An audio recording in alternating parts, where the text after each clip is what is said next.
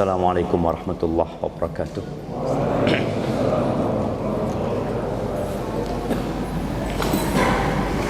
Alhamdulillah alladzi hadana lihada wa ma kunna linahtadiya laula an hadana Allah. Segala puji bagi Allah Rabbul Alamin yang telah memberikan hidayahnya kepada kita,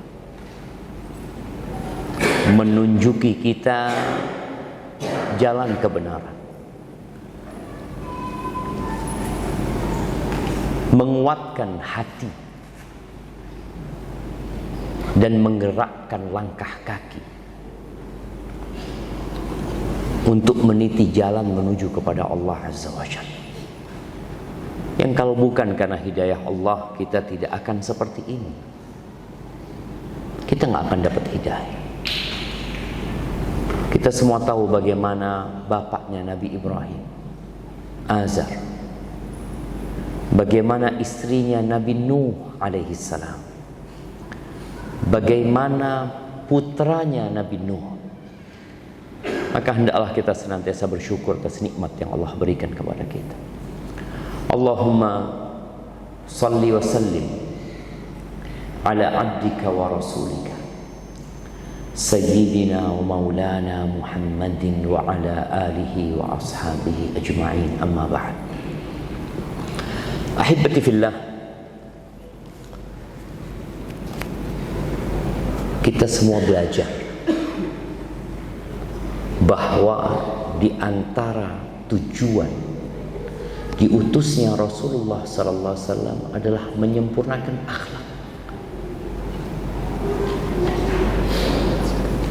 Beliau bersabda alaihi salatu wassalam, innama bu'ithu liutammima makarimal akhlak.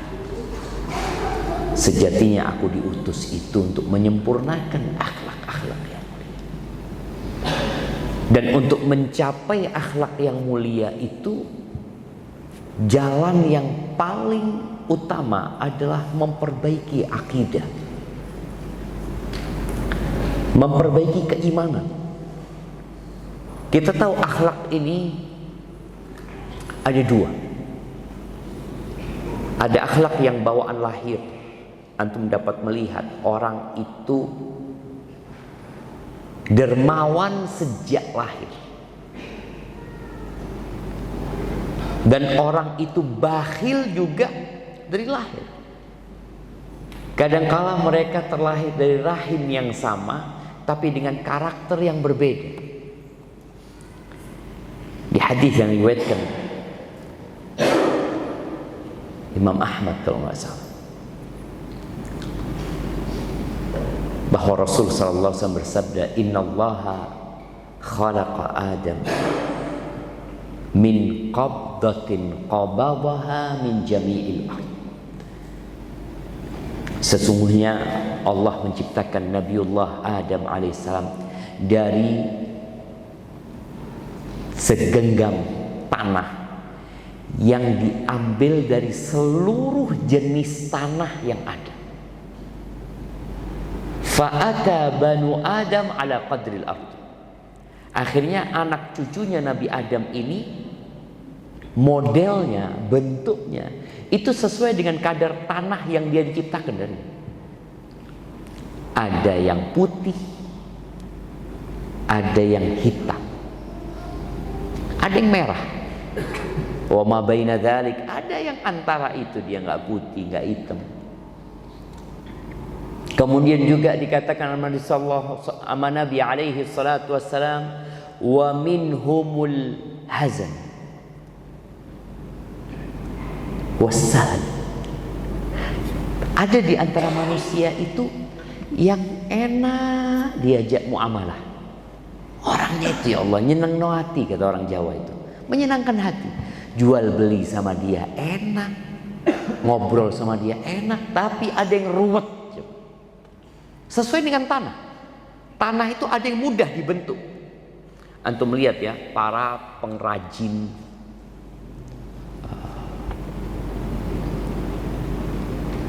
pot-pot yang dari tanah ya, kemudian periuk dari tanah. Nggak semua tanah bisa seperti itu, tapi ada tanah-tanah yang seperti itu. Maka manusia pun ada yang seperti itu. Ada yang dikasih tahu sekali, tahu-tahu mendengarkan. Tapi ada yang keras wataknya. Itu dari sisi karakternya. Kalau yang pertama dari sisi warna kulitnya, dari sisi karakternya ternyata tadi ada yang mudah, ada yang sulit berhubungan sama orang ini. Bahkan di masyarakat kita tahu kalau sudah berhubungan sama fulan, aduh sudah, ahsan jangan ketemu fulan. Yang terakhir kata Nabi SAW, wa minha aw minhumul khabith wat tayyib. Ada di antara tanah itu yang wangi, baik, bagus tanahnya, tapi ada yang busuk. Manusia pun seperti itu. Nabi kita Muhammad alaihi salatu wassalam diutus untuk menyempurnakan akhlak-akhlak yang mulia. Artinya tabiat bawaan lahir itu bisa dirubah, bisa diusahakan menjadi lebih baik. Walaupun kadang-kadang karakter dasarnya ya tetap ada. Ada orang yang keras ya. Kita semua tahu bagaimana karakter Abu Bakar dan Umar. Berbeda. Walaupun keduanya masuk Islam, berbeda. Umar tidak menjadi seperti Abu Bakar dan Abu Bakar tidak menjadi seperti Umar. Tapi kedua karakter itu dibutuhkan dalam kehidupan ini. Dengan adanya agama Allah ini, karakter keras itu diarahkan untuk maslahat. Bagaimana Nabi SAW menyebutkan tentang Umar bin Khattab. Kalau Umar lewat satu jalan dan berpapasan sama setan, setan nggak berani. Padahal Umar nggak kelihatan sama setan. Setan yang kelihatan sama Umar radhiyallahu taala anhu. Jamaah rahimakumullah. Ketika berbincang Nabi SAW diutus untuk menyempurnakan akhlak yang mulia, ternyata yang menjadi poin pertama dakwah beliau adalah memperbaiki akidah. Bagaimana beliau mengatakan qulu la ilaha illallah, katakan la ilaha illallah. Selama 13 tahun di kota Mekah ya, fokus beliau kepada la ilaha illallah. Kemudian sampai Madinah memang ayat-ayat ibadah turun, tapi tetap berkaitan dengan akidah ini terus digaungkan oleh Rasulullah sallallahu alaihi wasallam. Orang yang akidahnya baik, ini kita yang udah ngaji, yang udah belajar. Ana mau tanya, dari mana kita tahu antum imannya kuat? Antum akidahnya lurus dan benar? Dari mana? Dari mana? Dari akhlak yang baik. Bukan dari kitab yang antum pelajari. Oh, anak ngaji di Imam Syafi'i. Bukan. Kata Nabi alaihi salatu wasallam, akmalul mu'minina imanan ahsanuhum khuluqan. Orang mukmin yang paling sempurna imannya, yang paling sempurna akidahnya, yang paling bagus tauhidnya, itu bukan dilihat dari kitab yang dia kaji, bukan berapa lama dia belajar, bukan, tapi dari perilaku dan karakter. Ahsanuhum khuluq, yang paling baik akhlaknya tuh, yang paling sempurna iman. Maka tolong semua mulai bercermin. Aku nih udah kuat nggak imanku? Lu dari mana taunya? Boleh jadi antum tanya sama istri antum, kira-kira menurut anti aku ini kuat nggak iman? Mungkin istri antum ngomong kayaknya masih separuh, karena antum masih bakhil. Betul. Kata Nabi alaihi salatu wasallam, la yajtami'u imanun wa syuhun fi jawfil 'abdi. Iman itu, iman yang kuat itu nggak akan gabung dengan sifat kikir di satu hati, nggak bakal. Itu kata Nabi SAW. Jadi jangan merasa antum telah kuat imannya, sedangkan perilaku antum belum baik. Di antaranya masalah al-bukhl, sifat bakhil. Maka bagaimana cara kita mengetahui kekurangan kita? Yang pertama, antum perlu duduk sama ustaz. Jangan duduk sama ustaz yang terkenal, karena ustaz yang terkenal itu gak punya waktu untuk duduk sama antum. Duduklah sama ustaz-ustaz yang di pesantren, ustaz-ustaz yang mendidik di masjid. Duduk sama dia, tanya, ustaz, ana mohon bimbingan. Ngobrol sama ustaz. Walaupun di zaman Ibnu Qudamah, beliau mengatakan sedikit ya ustaz yang paham dengan penyakit-penyakit jiwa itu sedikit. Tapi biasanya orang kalau ngobrol tuh ketahuan, oh orang ini sombong. Dari gaya ngomongnya itu kelihatan dia itu sombong. Oh orang ini sok suci, kelihatan. Nah, di sini ustaz akan memberikan bimbingan. Yang kedua, antum cari kawan yang suka menegur antum.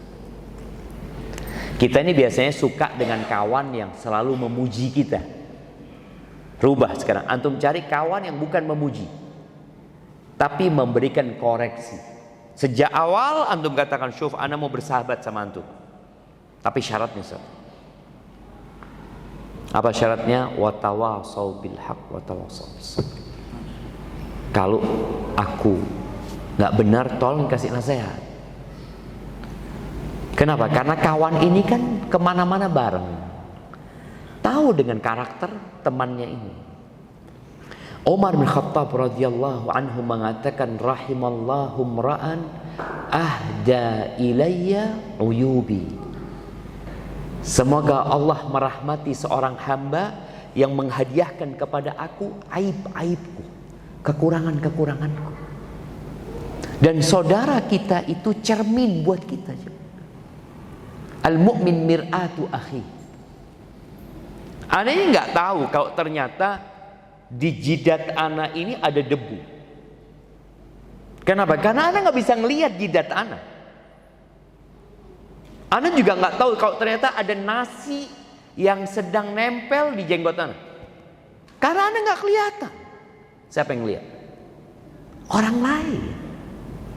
Orang lain yang tahu. Berapa banyak ya kita pakai baju sudah keren ya, tahu-tahu ditepuk sama teman kita, hei, kenapa? Itu putih semua punggungmu. Ya Allah, ana nggak ngeliatan dengan punggung ana, tapi orang lain kelihatan. Maka di sini untuk memperbaiki akhlak kita perlu bantuan orang lain. Tapi biasanya orang yang suka negur kita itu kita nggak suka, kita benci.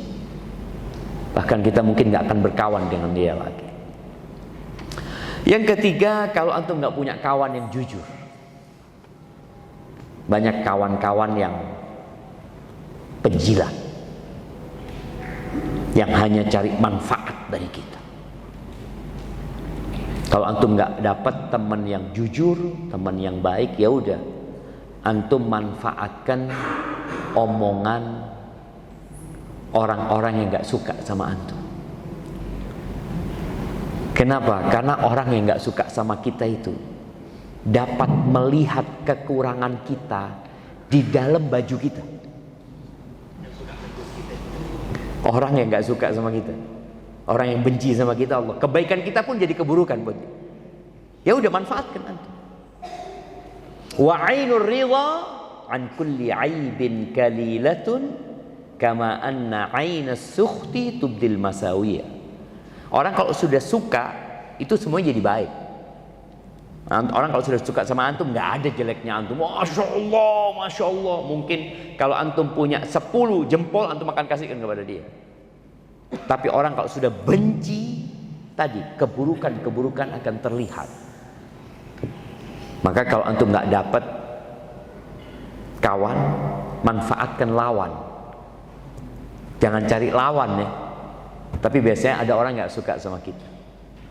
Sampai ada sebuah ungkapan yang mengatakan idza ramakan nas bil hijarah fajma' tilkal hijarah wabni biha sulaman nahwan najah. Kalau orang melemparimu sama batu ya, engkau itu kayak gini, engkau itu kayak gini, apa yang harus engkau lakukan? Jangan dibalikin itu batu. Biasanya kita kalau ada orang lemparin kita sama batu, kita akan lemparkan batu yang lebih banyak kepada dia.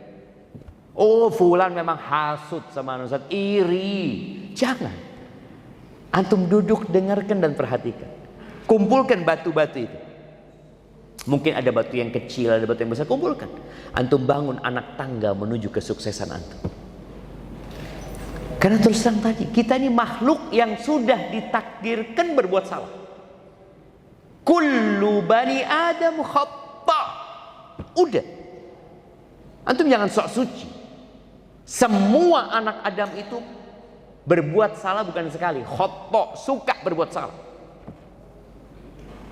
Maka kita perlu bantuan orang lain jemaah untuk memperbaiki diri kita. Maka manfaatkan. Kemudian yang terakhir, ya antum perlu bergaul dengan masyarakat sehingga tahu apa sih yang disukai di masyarakat dan apa yang tidak disukai. Terkadang kita ini seperti katak dalam tempurung. Teriak-teriak suara kita keras, nggak antum lihat masyarakat itu apa yang nggak suka sama antum.